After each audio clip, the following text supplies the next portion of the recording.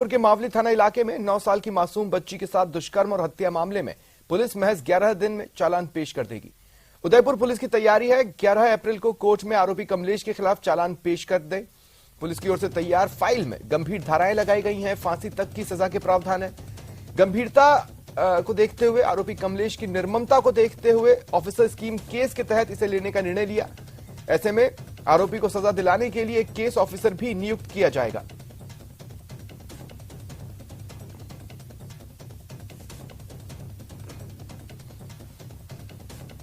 देखिए, हमने पीड़ित के समाज के लोगों का एक बड़ा प्रदर्शन भी देखा। इसके अलावा इस मामले में हमने ये भी देखा कि किस तरह से वकीलों में आक्रोश है, अधिवक्ताओं में आक्रोश है। बार ने तो यहां तक अपील की वकीलों से कि आप आरोपी का केस न लड़ें। डिमांड ये लगातार की जा रही थी कि पुलिस जल्द से जल्द, जितना जल्दी हो सकता है, ऑफिसर स्कीम में इसे लेकर जल्द से जल्द चार्जशीट दायर करे और आरोपी को दोषी सिद्ध कर जल्द से जल्द सजा दिलवाई जाए। ज्यादा जानकारी के लिए बात करेंगे सहयोगी कपिल से। कपिल, क्या जानकारी मिल पा रही है? देखिए, इस मामले में लगातार ये मांग की जा रही थी कि पुलिस को इस मामले में एक मिसाल पेश करते हुए जल्दी से जल्दी चार्जशीट पेश कर आरोपी को जल्दी से जल्दी सजा तक पहुंचाने के प्रयास करने चाहिए।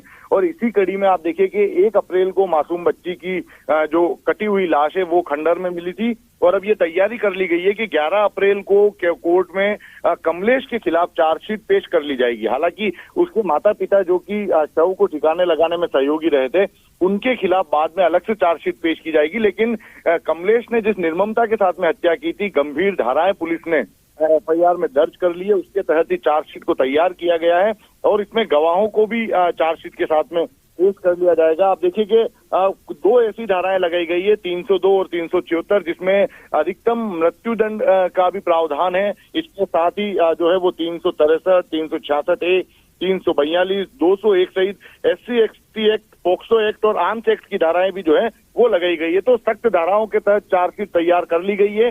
किसी तरह का कोई कमी चार्जशीट में ना रह जाए, इसके लिए भी पूरी तरह से स्टडी की गई है और एक कड़ी चार्जशीट है न्यायालय में करने की तैयारी है। जी स्वप्न, केस उदयपुर में ही चलेगा?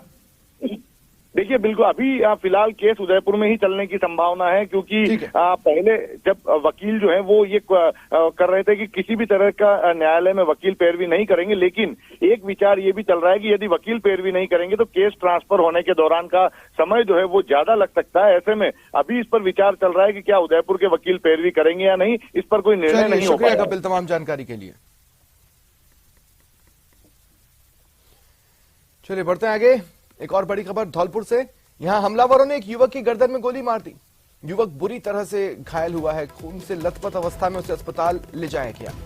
घायल युवक को उसकी गंभीर स्थिति को देखते हुए जयपुर रेफर किया गया है। पुलिस ने मौका मुआयना किया। आसपास के इलाकों में पुलिस दबिश दे रही है और हमलावरों की तलाश में जुटी हुई है। बाड़ी सदर थाना इलाके में ये वारदात, ये घटना सामने आई है। धौलपुर से ये बड़ी खबर आपको बता रहे हैं। हमलावरों ने एक युवक को गोली मारी। गोली युवक की गर्दन में लगी है।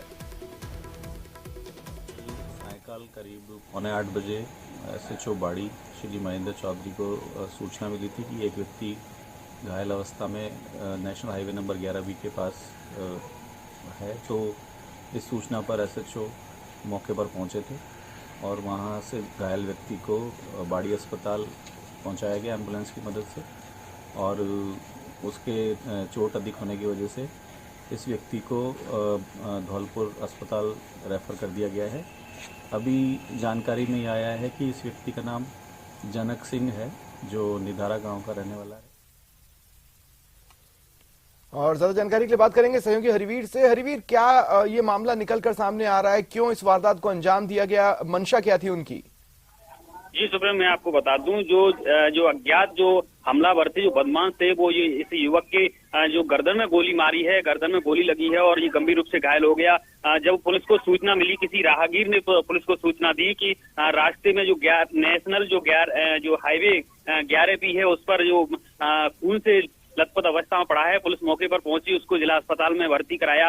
उसके बाद में उसको गंभीर हालत के चलते रेफर कर दिया गया है। लेकिन जो बदमाश थे, जो गोली मारकर गए हैं, उनका अभी कोई सुराग नहीं लगा है। जब पुलिस से बात हुई तो पुलिस ने जो संभावित जो लोग थे उनके पर नजर रखी जा रही है, उनको तलाश कर रही है पुलिस। और अभी तक इस मामले में पुलिस को कोई हाथ नहीं लगा है और जो बदमाश हैं अज्ञात, उनके बारे में कोई अभी पता नहीं चला है और उसको जयपुर में उसका इलाज चल रहा है। जी ठीक है, शुक्रिया तमाम जानकारी के लिए। और बीकानेर से बड़ी खबर है, बेखौफ बदमाश आतंक फैला रहा है। एक टैक्सी चालक से लूट की वारदात हुई है। रुपयों से भरा बैग जो उसके पास था उसे छीनकर बदमाश फरार हो गए। बदमाशों की संख्या 2 बताई जा रही है। 2 युवक जिन्होंने इस वारदात को अंजाम दिया। देखिए, ये वारदात सीसीटीवी कैमरे में कैद हुई। उसमें आपको वारदात से जुड़ा एक हिस्सा, एक घटनाक्रम आपको नजर आएगा। बैग में रखे कलेक्शन के 35,000 रुपए पार कर ये बदमाश भागे हैं। दूध की सप्लाई कर टैक्सी चालक लौट रहा था और इसी दौरान वारदात का शिकार बना। सीसीटीवी में वारदात कैद हुई।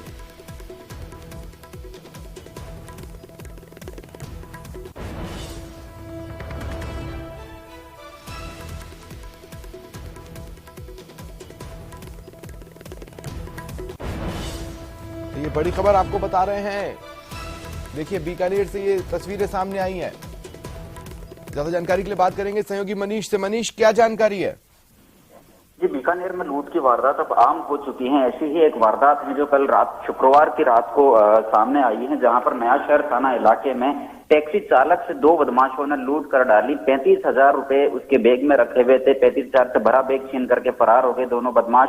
और जो सुनसान इलाका था, सुनसान इलाका देख करके गाड़ी रुकवाई गई है टैक्सी चालक से और उसके बाद में उसको बाहर निकाल करके उससे मारपीट करते हुए, छीना झपटी करते हुए उससे बैग लेकर के फरार हो गए दोनों बदमाश। जो घटना है वो एक दुकान के बाहर लगे हुए सीसीटीवी में कैद हो गई, जहां पर एक शख्स जो है वो भागता हुआ नजर आता है, बैग ले जाते हुए साफ तौर पर दिखाई देता है। फिलहाल जो पीड़ित हैं उसने नया शहर थाने में रिपोर्ट दर्ज करवाई है। जो पीड़ित हैं वो उर्मुल डेयरी में गाड़ी चलाने का काम करता था और उर्मुल डेयरी से अपने एजेंट से कलेक्शन लेकर के ये अपने घर की ओर जा रहा था। इसी दरमियान बदमाशों ने इसकी रेकी की और रेकी करके इसको गाड़ी सुनसान इलाके में रुकवाई है और रुकवाने के बाद में इससे लूट की वारदात को अंजाम दिया है। जी शुक्रिया। जालोर के सांचौर से बड़ी खबर है। यहां बदमाशों ने एक स्कॉर्पियो लूट ली। बताया जा रहा है चाकू की नोक पर बदमाशों ने इस वारदात को अंजाम दिया। गुजरात के धानेरा से गाड़ी किराए पर लाई गई थी। हाईवे पर सुनसान जगह पर वारदात को अंजाम दिया गया। 3 बदमाश गाड़ी लूटकर फरार हो गए। फिलहाल पुलिस मामले की जांच में जुट गई है। आजा भाड़े करवा आया था कि मौत थયું છે, થોડું બોધવા હતું અને પછી મેં ના પાડે તો રોવા મોડ્યા કે ગાડી પેલો 2500 રૂપિયા ભાડું કીધું કે 2100 હાલશે એટલે મેં મિલી ગાડી કારોલા ઉતારવાના હતા. પછી ડ્રાઈવરને કારોલા ફોટા ઉપર ઉતારી ચક્કા મારીને ગાડી લીધી રહી. અમે પછી અહીં હાસોર પોલીસ સ્ટેશનમાં આવ્યા. કઈ જગ્યામાં ભાડે કરી હતી? ધોનેરાથી ભાડે કરીને કારોલાનું કીધું. કતરા જણા હતા? 3 જણા હતા, પતળા પતળા, 20-25 વર્ષની ઉંમર હતી. धानेराથી आए तो कारोला छोड़ने કેને છોડવા આવ્યો? 3 छोरा था। 3 જણા કોણ હતા? ये कोई पहचान भी ना था, पर छोड़ने आए तो वो कह रहा था कि मेरे फादर ऑफ हो गया, इसलिए कि मुझे छोड़ने आओ जल्दी। मैं जल्दी छोड़ने गया, बीच में आके मेरी घात हो गई। वो चाकू कर निकाला, चाकू से मेरा हाथ काट दिया और वो दोनों आपका हाथ कहाँ से काटा? हाथ यहाँ से काट दिया और वो तीनों लोग फरार हो गए मुझे फेंक कर।